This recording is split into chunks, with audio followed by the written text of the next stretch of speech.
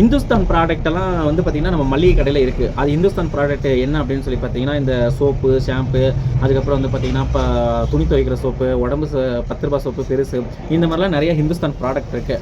அவங்களதெல்லாம் வந்து பெரிய பெரிய பிராண்டட் கம்பெனிலலாம் நமக்கு மார்ஜின் ரொம்பவே கம்மின்னு தான் சொல்கிறாங்க. ஆனால் அது வந்து உண்மையா இல்லை வந்து நம்ம அதோட மார்ஜினை வந்து நம்ம அதிகப்படுத்துறதுக்கு என்ன பண்ணலாம்? இந்துஸ்தான் ப்ராடக்ட்னா நம்மளுக்கு தெரிஞ்சு கண்டிப்பாக வந்து ரூ. 2 ரூ. 3 வரைக்கும் உங்களுக்கு லாபம் கிடைக்கும். ஷாம்பு, சோப்பு எல்லாமே வந்து பார்த்திங்கன்னா பேஸ்ட்டு அந்த மாதிரிலாம்.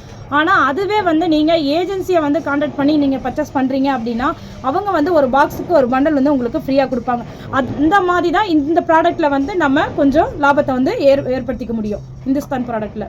அப்போது அதே மாதிரி இந்த மசாலா ஐட்டமில் வந்து பார்த்திங்கன்னா 2 பிராண்ட் இருக்குது, சக்தி, ஆச்சின்னு சொல்லிட்டு.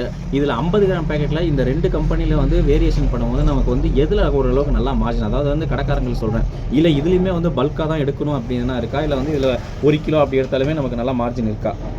இல்லை, மசாலா பொருட்களை வச்சு பார்த்தீங்கன்னா ரூ. 10 ஷீட் வந்து நீங்கள் நிறைய சேல் பண்ணுறீங்களா அப்படின்னு பாருங்கள். இதுவே வந்து ஒரு ஃபேமிலிஸ் இருக்க ஏரியாவில் வந்து உங்களுக்கு 50 கிராம் 100 கிராம்ஸ் எல்லாம் சேல் ஆகும். அப்படி பார்க்கும்போது மசாலா ஐட்டமில் வந்து உங்களுக்கு அதிகமாக கொஞ்சம் ப்ராஃபிட் வந்து அதிகமாக கிடைக்கும். அதை வந்து நம்ம ஏஜென்சியில் கான்டாக்ட் பண்ணி இப்படி பல்காக எடுக்கணும் அப்படின்றத விட ஷீட்டில் நீங்கள் இந்த மாதிரி கூட சேல் பண்ணிக்கலாம். அது மட்டும் இல்லாமல் மேக்ஸிமம் ரூ. 10 ஷீட்டை நீங்கள் கொஞ்சம் அவாய்ட் பண்ணீங்க அப்படின்னா அதை 50 கிராமாக நீங்கள் விற்றீங்க அப்படின்னா ஒரு கொஞ்சம் லாபம் வந்து உங்களுக்கு இன்க்ரீஸ் பண்ண முடியும். லாபம்னா எப்படி, எந்த அளவுக்கு சொல்லுங்க? ஒரு பாதிக்கு பாதி கிடைக்கும் அப்படின்றீங்களா, இல்லை வந்து அப்படி கிடையாது. அதில் வந்து நீங்கள் ரூ. 2 ரூ. 3 பார்க்குறீங்க அப்படின்னா இந்த மசாலா ஐட்டத்தில் நீங்கள் ஒரு ரூ. 5 வரைக்கும் நீங்கள் பார்க்கலாம். சரி, ஓகே. இப்போ இந்த மசாலா ஐட்டமு ரூ. 10 ரூ. 5 இதெல்லாம் சொல்லிட்டீங்க.